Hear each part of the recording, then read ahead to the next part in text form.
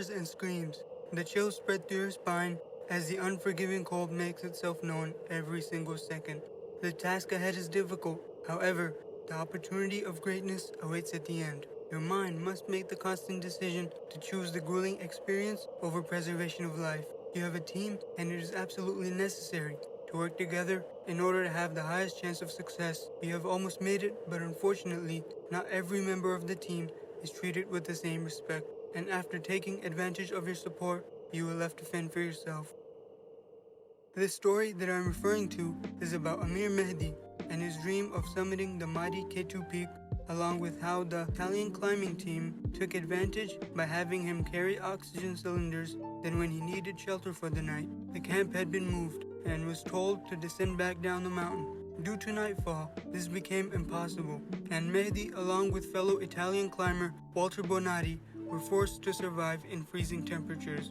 The next day, while the other two climbers, Acelli Campagnoni and Lino Lacedelli, made the historic summit to the top, Mehdi, together with Bonatti, made their way back down with extreme difficulty.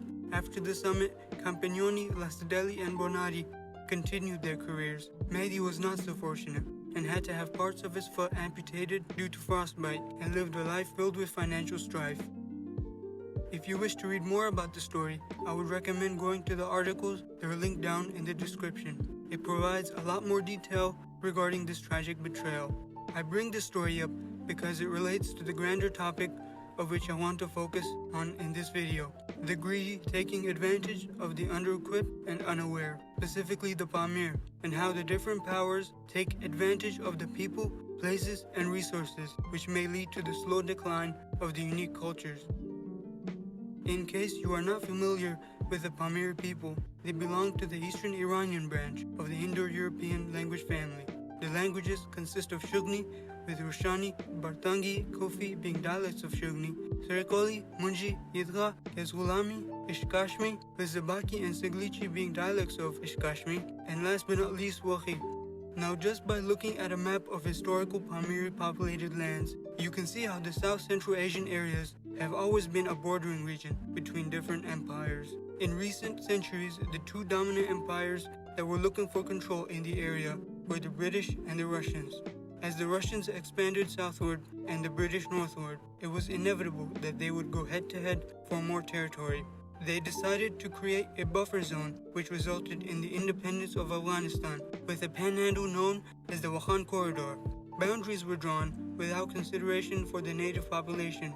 The Pamir community was essentially split into four different nations. Some were in Tajikistan under the Russians/Soviets, some in the Badakhshan province under the Afghan government, some in the Tashqaran Autonomous Region under the Chinese, and some in Gilgit-Baltistan and Chitral under the British. The split varied vastly depending on the nation and governing body in which the community lived. In the Gorno-Badakhshan Autonomous Province, GBAP, the Pamir communities consist of Shugni, Roshani, Bartangi, Kufi, Ishkamshi, Sanglechi dialect specifically, and Yazgulami.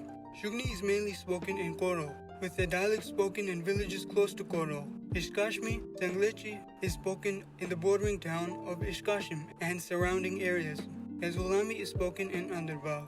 As GBAP was under the rule of the Russians and Soviets, life for the Pamirs could be difficult to say the least, especially with the authoritarian rule of the Soviet regime. Literacy rates were low in many of the Pamir communities, so the Tajik Communist Party started a newspaper called Red Tajikistan, which allowed work to begin on a new Shugni alphabet. This work was started by a native Shugni poet named Nadir Shambizoda.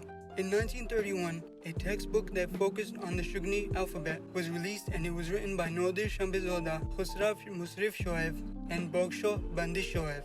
The book was a great leap of progress for the Shugni people. However, the contents inside the book were filled with what some might call propaganda. Various aspects of Soviet regimes, such as collectivization and the Red Army, were very much made sure to be at center stage. After 1931, Shambizoda was able to continue his work with the alphabet. However, the story did not end so well for Musrif Shoaib and Bandish Shoaib. After helping to create the Shugni alphabet, as well as serving as a prosecutor, the Soviet powers took advantage of his work in spreading their own propaganda and falsely accused Musrif Shoaib of treason causing his imprisonment. Bandisho also dedicated his life to the Pamir people and was designated deputy chairman of the regional executive committee. Even after all the work he had put in for the Communist Party and the Pamir region, Stalin's death wave without a second thought cut his life short in 1937. There were many other publications, though it was banned from being used in schools in 1937, as Stalin, under the guise of snuffing out nationalism, wanted to stop people from using their native languages in the name of being assimilated into the Soviet Empire. In today's world, the communities living in these towns have a higher chance of improving quality of life, but the people living in the villages have it much harder as illiteracy rates are still low and, due to poverty, many people are addicted to opium. In the Tashqorghan Tajik Autonomous County, the languages consist of Sarkoli and Wakhi, with Sarkoli mostly being spoken in Tashqorghan and Wakhi being spoken in Dafdar. Many of the Wakhis that live in the Chinese Pamir are refugees from Afghanistan who left after the draft, which forced many Wakhis to join the Afghan army, and if they refused, their houses and land would be pillaged.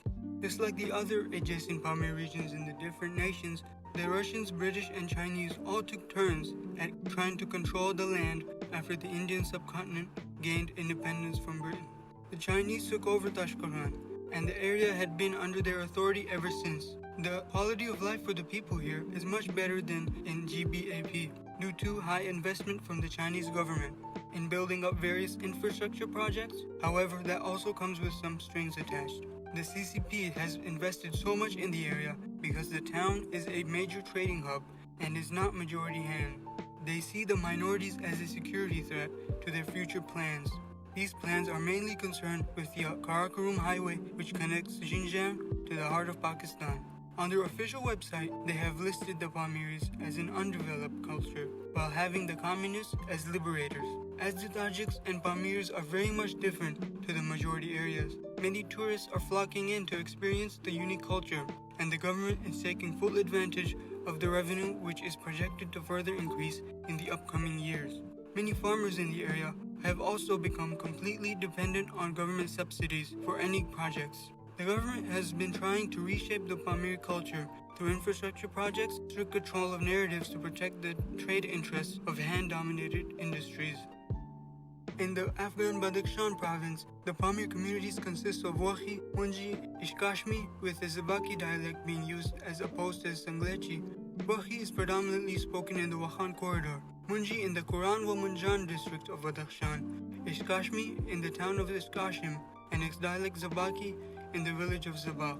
Out of all the nations that the Pamirs live in, Afghanistan has the communities with the highest poverty rates, as well as the least opportunity to move up in financial class. The past decades have seen many Pamirs flee or immigrate from Afghanistan and move to other nations due to rampant warlordism, war, and the draft system. Just as mentioned previously during the Tashqorghan section, due to forcing people to join the war or get their house pillaged, many people moved to the neighboring countries at a better chance to improve themselves. The Badakhshan province has been under the rule of many empires throughout history, such as the Persians, Uzbeks, Arabs, Tibetans, Chinese, and finally the British, together with the Russians, negotiated the Panj River to become a border for the two empires, which effectively split Badakhshan into three between Tajikistan, China, and Afghanistan. During the Soviet invasion in 1997, Badakhshan was one of the first places to become occupied, and the town of Faizabad became a command center for the Soviets. During most of the war with the Taliban, government forces have had control of the Badakhshan province, yet with the recent withdrawal of the United States forces, the Taliban is gaining ground in the area. This can be devastating for the Pamiris, as many of them do not speak the Pashtun language and are not part of the Sunni branch of Islam. Many are Shias, or to be more specific, Ismailis, which puts a huge target on their back, and with no one to protect them, there may be another wave of Pamiris to flee towards the surrounding countries. The area also has sulfur and lapis lazuli deposits, many of which have not been touched. Whoever controls the area will have a strategic advantage for trade routes and resources. In Gilgit-Baltistan and Chitral, the Pamir communities consist of Wakhi and Yidgha. Wakhi is spoken in Gojal, Chimshal, Chipersan, Ishkoman, and Brokhel valleys. Within Gojal, there are many villages with Wakhi speakers, some of the largest being Gulmit Pasu and Sost. The Yidgha language is spoken in the border valley of Lotko in Chitral, which is in the same branch as Munji, spoken on the Afghan side of the border. Many Wakhis also live in Gilgit City to get into different fields of work.